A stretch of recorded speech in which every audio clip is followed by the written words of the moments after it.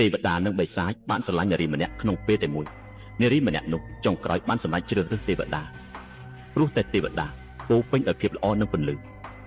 ពេលជ្រើសរើសរួចហើយបិសាចគ្រាន់តែញញឹមស្ងាត់ស្ងាត់ហើយដើរចេញទៅដោយមិននិយាយអ្វីទាំងអស់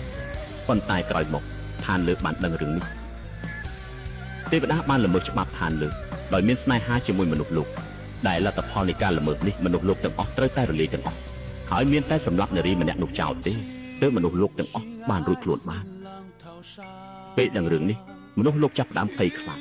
ហើយសូមឲ្យទេវតាសម្លឹងគ្នាដើម្បីសង្គ្រោះជីវិតមនុស្សលោកទាំងមូល